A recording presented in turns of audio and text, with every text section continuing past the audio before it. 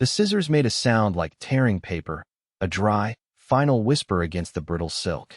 It was a sound I knew intimately, the death rattle of fibers that had held their tension for 200 years. I was cataloging the contents of the late Amelia van der Sloot's estate, a task that required the patience of a saint and the delicate hands of a surgeon. My hands, Liam once said, were my greatest asset. Now, standing beside me, he kept them shoved deep in the pockets of his impeccably tailored trousers, his posture a study in polite disinterest. Across the table, his new fiancée, Serafina Sterling, picked up a bolt of 18th-century French brocade I had just finished documenting. She held it up to the light, her diamond engagement ring, a stone the size of a pigeon's egg, catching the afternoon sun and throwing fractured rainbows across my workspace. The ring was a recent acquisition. So was Liam. She let the fabric fall back onto the table, a cascade of faded gold and tarnished silver thread. "It's remarkable," she said, her voice a low, honeyed drawl that didn't quite mask the condescension. "The sheer amount of work you do. All this history, saved from the dustbin." She looked from the fabric to my simple linen blouse and back again. A small, perfect smile played on her lips. How very utilitarian. The word hung in the air, thick and cloying as cheap perfume. It wasn't just about the fabric. It was about my work, my clothes, my life, the one Liam had so recently been a part of. I felt the familiar tightening in my chest, a cold knot just below my ribs. It was the physical manifestation of humiliation, a sensation I had come to know well over the past 3 weeks. Liam's gaze flickered towards me, a brief, apologetic wince, before he looked away, focusing on a portrait on the far wall. He was a spectator to my dissection. I refused to let her see the wound. I picked up my archival tag and a soft pencil, my movements economical and precise. I wrote down the item number, dimensions, and condition notes for the brocade. Its purpose was to be beautiful, I said, my voice flat and even, not looking at her. Utility was never its concern. I placed the tag beside the fabric and reached for the next piece, a length of Valenciennes lace so fine it was like a captured cloud. Serafina's smile tightened. She had expected a reaction, a flush of anger, a defensive retort. She got nothing but the quiet, steady rhythm of my work. It was a language she didn't speak. She turned to Liam, looping her arm through his. "Darling, I'm bored. Let's go get a drink. The help can finish up here." She didn't wait for an answer, pulling him towards the door. The word help was another casual dart, expertly thrown. Liam glanced back at me, his face a mask of helpless regret. I offered him nothing. I simply watched him leave, the heavy oak door clicking shut behind them, leaving me alone with the ghosts of other people's lives. The silence that filled the room was immense. I took a slow, deep breath, the air thick with the scent of old paper, dried lavender, and decay. My hands were perfectly still. Utilitarian. I tucked the word away, placing it in the cold, quiet archive of my memory, filing it under insults that would one day be paid in full. A few weeks later, my firm received a request for a private consultation. The client was Serafina Sterling. My boss, knowing my history with Liam, had tried to assign it to someone else, but the request had specified me by name. It was a summons, not a job offer, and we both knew it. To refuse would have been a business decision my small, specialized firm couldn't afford. Serafina's father, a man who treated industries like poker chips, was a client you didn't provoke. So I found myself driving through the gates of the Sterling family's country estate, a sprawling monument to new money designed to look ancient. Serafina greeted me not in a study or an office, but in her cavernous walk-in closet. Racks of designer clothes stretched into the distance, a fortune in fabric and labels. "I need a complete inventory," she announced, gesturing vaguely at the excess. "For insurance purposes. And I want you to assess the vintage pieces for potential museum donation. Tax write-offs. You know, the task was beneath my skill set. I was a conservator, not a glorified valet. This was about power, about reducing me to the role she had assigned me, the help. For 2 days, I worked in silence, surrounded by the scent of expensive leather and perfume. I handled silks from Milan, cashmeres from Scotland, and couture gowns that had been worn once and then entombed in breathable garment bags. I was meticulous, professional. I treated a Chanel jacket with the same dispassionate care I would a Napoleonic tapestry. On the second afternoon, Liam appeared in the doorway. He looked uncomfortable. "Alara," he began, his voice low. "Can we talk?" I didn't stop my work, carefully folding a silk blouse and placing it in an archival box. "We are talking. You know this isn't what I wanted. I don't know anything of the sort," I replied, my voice devoid of emotion. "What I know is that I have a job to do," he sighed, a sound of pure frustration. She can be insecure. She sees you, and she feels threatened. Your talent, your focus, is that what you tell yourself?" I finally looked at him, my gaze direct. "That her cruelty is a compliment to me? How very noble of you, Liam," he flinched. Before he could respond, Serafina swept in, a silk robe flowing behind her. She smiled brightly, a predator's baring of teeth. "Liam, darling, don't bother Alara while she's working. She's being so wonderfully thorough." She drifted over to where I was working, a glass of red wine in her hand. She picked up the simple, hand-woven scarf lying on the edge of my work table, the one I'd taken off when I arrived. It was muted blues and grays, made of soft, worn wool. A gift from my grandmother. "What's this?" she asked, a note of theatrical curiosity in her voice. "Something you're cataloging?" "It's mine," I said, my voice tighter than I wanted. She examined it, her lip curling slightly. "It's very rustic," and then, with a small, perfectly executed stumble, she tilted her hand. The red wine arced through the air, a dark stain blooming across the pale blue wool. "Oh, goodness," she gasped, her hand flying to her mouth in mock horror. "How clumsy of me. I am so sorry." Liam stood frozen, a statue of impotence.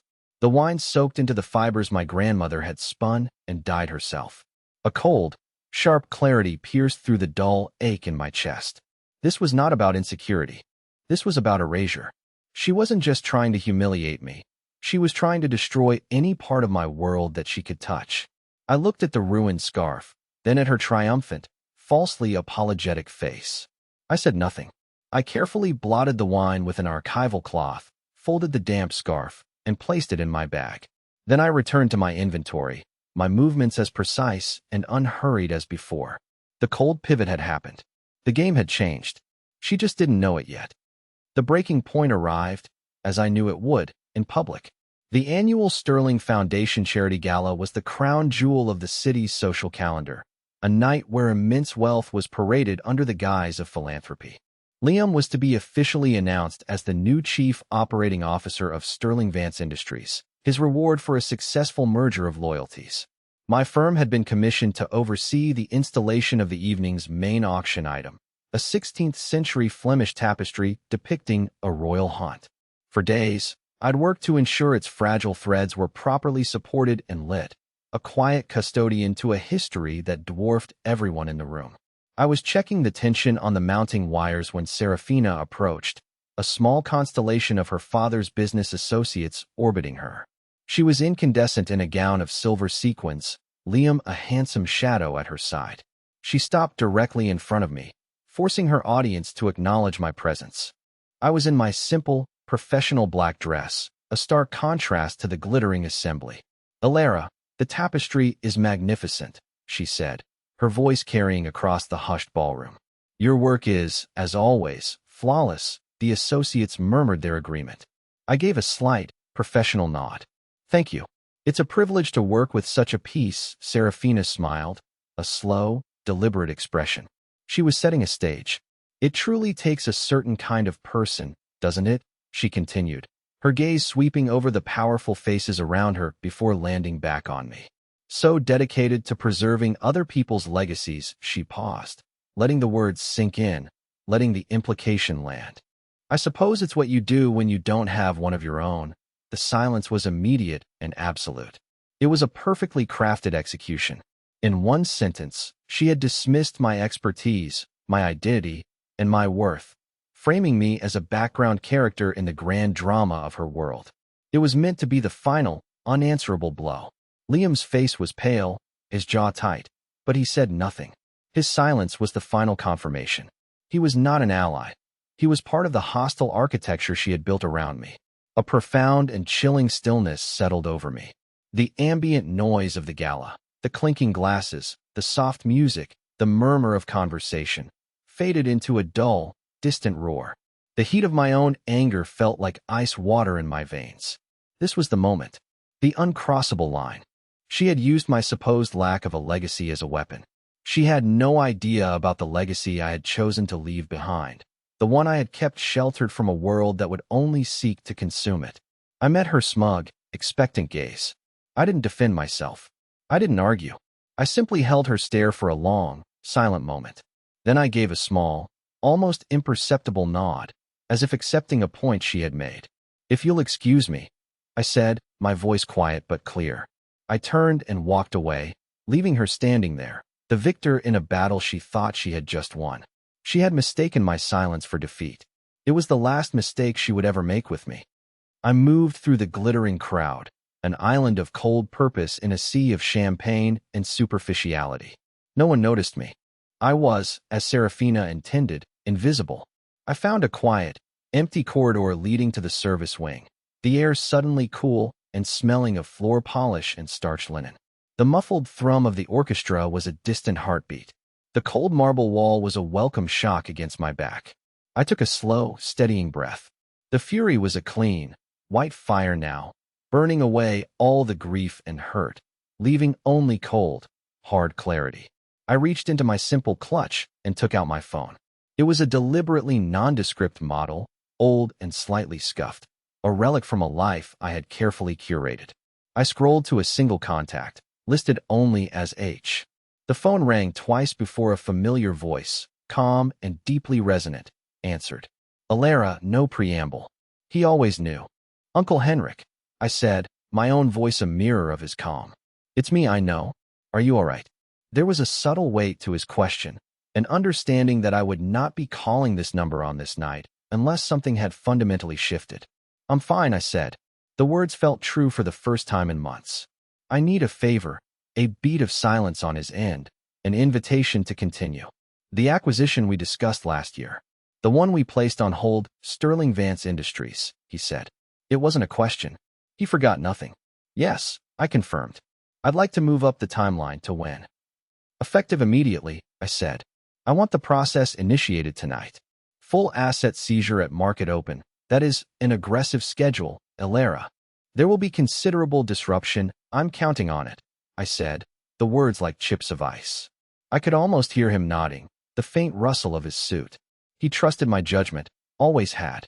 He was the one who had taught me that true power was not a performance. It was the quiet, unassailable ability to remake the world to your specifications.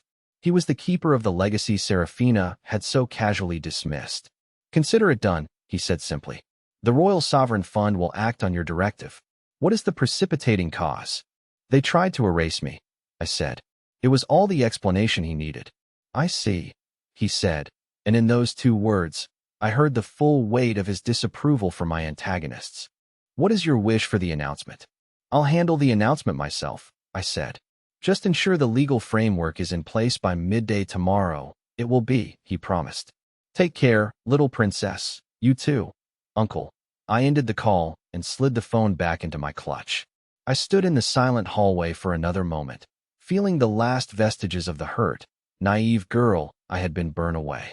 I had spent years building a small, quiet, utilitarian life on my own terms, a life of earned expertise and private satisfaction. I had wanted it to be enough. But they had come into my small world and tried to burn it down. They had forgotten that a person who dedicates their life to preserving legacies understands their power better than anyone. And they were about to be reminded of the one I held in reserve. The next morning, the city woke to chaos. Financial news channels were a frenzy of speculation. Anonymous sources, leaked memos, and frantic analysts all pointed to one thing. A massive, hostile takeover bid was targeting Sterling Vance Industries, the bedrock of Serafina's family fortune. The news described the predator as a ghost entity, a sovereign wealth fund of such immense and private scale that no one had seen it coming. In my small, sunlit apartment, the only sound was the gentle hiss of my espresso machine. I sat at my kitchen table, the ruined wool scarf laid out before me, carefully dabbing the last of the wine stain with a specialized solvent. The scent of the chemical was sharp and clean. The city's panic felt a world away, a broadcast from another planet. My personal phone, the one Liam had the number 4, rang. It was my boss, her voice tight with anxiety. Alara, have you seen the news? Sterling Vance. They're our biggest contract. If they go under, or if new management cleans house, it will be fine, Margaret, I said calmly, sipping my coffee. Don't worry about the contract. How can you be so calm? This is a disaster. Trust me, I said. Take the day off. Go to that spa you like. I'm taking a personal day as well. I hung up before she could ask any more questions. The contrast was exquisite.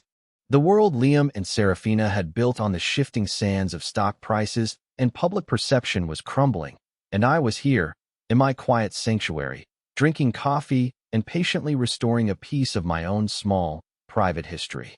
The dramatic irony was a balm. I knew exactly who the ghost entity was. I knew the name on the letterhead of the Royal Sovereign Fund of Eldoria, my name. Her Royal Highness, Princess Alara Theron of Eldoria, Chairman of the Special Acquisitions Committee, a title I had never used, a role I had never wanted, until now. My other phone, the simple, unadorned model I had used the night before, buzzed on the table. It was a single text from Henrik. The board has been notified. They are trapped. Awaiting your signal, I sent a one-word reply. Patient Serafina wanted a legacy. I was about to give her one. She would be remembered as the woman whose arrogance was so profound. She inadvertently triggered the dismemberment of her own dynasty by insulting a princess who was hiding in plain sight. It was a legacy of a sort, perhaps not the one she had envisioned. The work on the scarf was nearly done. The stain was a faint, ghostly memory, a reminder of the injury, but no longer the injury itself. My hands were steady. My purpose was clear. I was a conservator, after all. My job was to assess value, identify rot, and, when necessary, excise it completely. Liam's call came just before noon. His voice was frayed, stripped of its usual smooth confidence. He sounded young and terrified. Alara? Thank God you answered. Have you heard? Do you know what's happening? The panic in his voice was a satisfying counterpoint to the quiet hum of my apartment. I looked at my hands, clean and steady. I might have, I said, my voice a placid lake. Might have? Alara, this is my life. My career. The COO position. Serafina's father is losing his mind. They're saying it's a sovereign fund, some ghost from Europe. No one knows who they are or what they want, he was babbling, the words tumbling out in a rush of fear. He wasn't calling out of concern for me, or even with a hint of suspicion. He was calling because he saw me as a resource, an intelligent, informed person who might have some insight he could use. He was still underestimating me, still seeing the utilitarian archivist. They want the company, I said simply. That much seems clear, but why? Why us? It's a hostile takeover, Laurie. They're going to get the place. My job, the one I just got. It'll be gone before I even have a business card. The use of my old pet name was a desperate, clumsy attempt at intimacy, a grasp for a connection he himself had severed. It had no effect. The place inside me where that name had once resonated was now a cold, smooth scar. There is a press conference scheduled for 2 o'clock, I said, my tone flat and informational. At the Sterling Vance headquarters. You should be there. The press conference? They're holding one. Who is? The new owners, I said. He fell silent for a moment, processing. How do you know that? I have my sources, I replied. It wasn't a lie. Laurie, please, he begged, his voice dropping to a conspiratorial whisper. If you know something, anything, you have to tell me. I'm walking into a firing squad. Is there anything I can do? Anyone I can talk to? I thought of Serafina's smug smile as she'd spilled wine on my grandmother's scarf. I thought of her voice as she'd dismissed my entire existence in front of her sycophants. I thought of Liam's silent complicity. Yes, I said, after a deliberate pause. There is something you can do. Hope surged into his voice. What? Anything. You can wear a tie that coordinates with your suit, I said. The cameras will be everywhere. Appearances are so important. After all, the line went dead with the sound of his shocked inhale. I didn't hang up on him. He simply stopped speaking. I placed the phone on the table. The conversation was over. I had given him all the information he needed, and one final, quiet twist of the knife. I had told him to be presentable for his own execution. The time for quiet suffering was over. The time for the controlled, public reversal had arrived. The press room at the Sterling Vance Tower was a shark tank. The air was thick with tension and the heat of television lights. Journalists from every major financial publication were crammed together, shouting questions at the empty podium. I watched from a monitor in a small, private office upstairs. On the screen, I saw Serafina, her father, and Liam take their places on the stage. They looked like prisoners awaiting a verdict. Serafina's face was a mask of pale, brittle fury. Her father, a man used to projecting absolute power, looked shrunken and gray. And Liam looked like a ghost. He had taken my advice. His tie was a perfect silver that matched his charcoal suit. He looked impeccable and utterly doomed. At precisely 2 p.m., the heavy doors at the back of the press room swung open. A path cleared as if by an invisible force. My Uncle Henrik entered. He was dressed in a dark, perfectly cut suit, his silver hair and commanding presence silencing the room instantly.